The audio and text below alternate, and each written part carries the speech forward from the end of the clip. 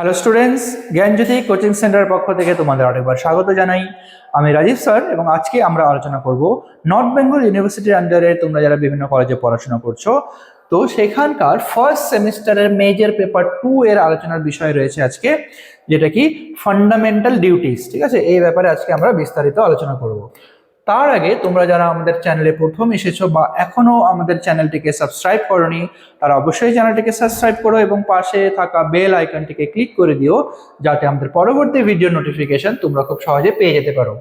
এছাড়া তোমরা যারা আমাদের সাথে অনলাইনে যুক্ত হতে চাও বা আমাদের থেকে কোর্স পারচেস করতে চাও, তারা স্ক্রিনে যে দুটো নাম্বার তোমরা দেখতে পাচ্ছ, এই দুটো নাম্বারে আমাদের সাথে সরাসরি যোগাযোগ করে নিতে পারো।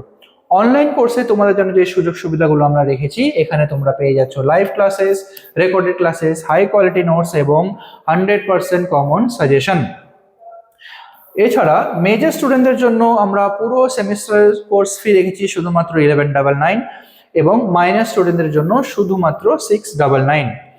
চলো এবার মেন টপিকে আসা যাক। দেখো কি আছে, যে ফান্ডামেন্টাল ডিউটিস কি কি রয়েছে, মৌলিক যে কর্তব্যগুলো, যে মৌলিক অধিকার এবং কর্তব্য পরস্পরের সঙ্গে ওতপ্রোতভাবে জড়িত। ঠিক আছে, ভারতীয় সংবিধানে যে মৌলিক অধিকার রয়েছে এবং মৌলিক কর্তব্য রয়েছে, দুটোই কিন্তু পরস্পরের সঙ্গে খুবই ওতপ্রোতভাবে জড়িত। ভারতীয় সংবিধানের 4th অংশে ফান্ডামেন্টাল কেয়ার এর উল্লেখ করা হয়েছে, যেটা 1976 সালের 42তম সংবিধান সংশোধনের মাধ্যমে 51A বা 51A নং ধারায় ভারতীয় 4th অধ্যায়ে 10টি মৌলিক কর্তব্যের উল্লেখ ছিল। ঠিক আছে, 10টি প্রথমে কিন্তু মৌলিক কর্তব্যের উল্লেখ ছিল, তবে 2002 সালে 43তম সংশোধনী অনুসারে আজ হলো 51A নং ধারায় আরো একটি কর্তব্য যুক্ত করা হয়েছে। এই মৌলিক কর্তব্যগুলো দেখো কি কি রয়েছে, নিচে আমরা এখন এদের ব্যাপারে আলোচনা করব।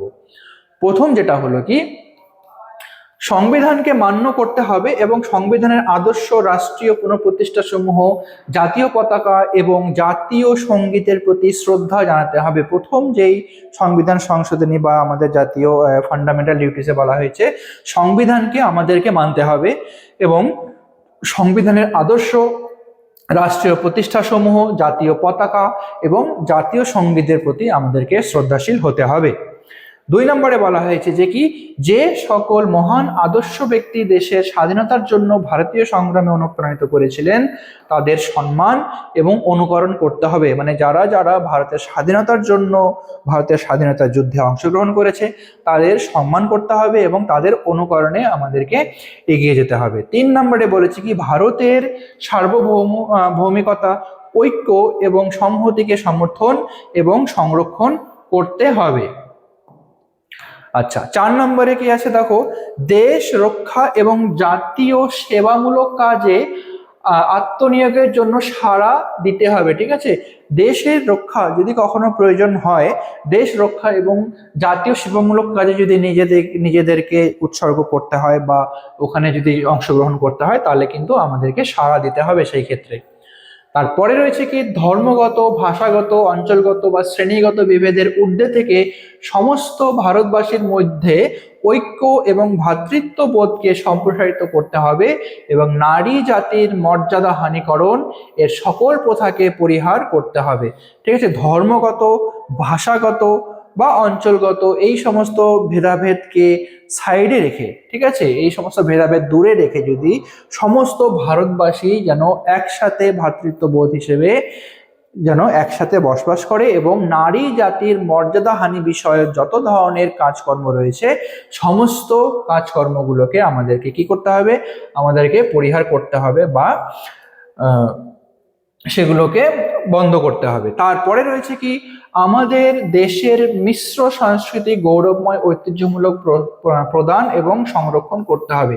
আমাদের দেশের বা ভারতবর্ষের সংবিধান বা আমাদের দেশের যে মূল বৈশিষ্ট্য কি, একই দেশে আমরা বিভিন্ন ভাষাভাষী বা বিভিন্ন ধর্মের মানুষ একসাথে আমরা বসবাস করি। তো এটাই হলো আমাদের ভারতবর্ষের গৌরব এবং এই গৌরবময় ঐতিহ্যকে আমাদেরকেই কিন্তু রক্ষা করতে হবে।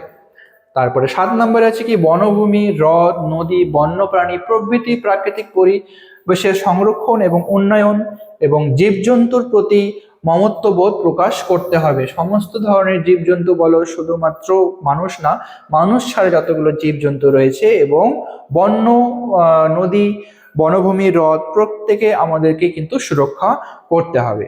তারপরে রয়েছে কি বৈজ্ঞানিক দৃষ্টিভঙ্গি, মানবিকতাবোধ, তারপরে অনুসন্ধিৎসা এবং সংরক্ষণমূলক মনোভাব প্রকাশ করতে হবে।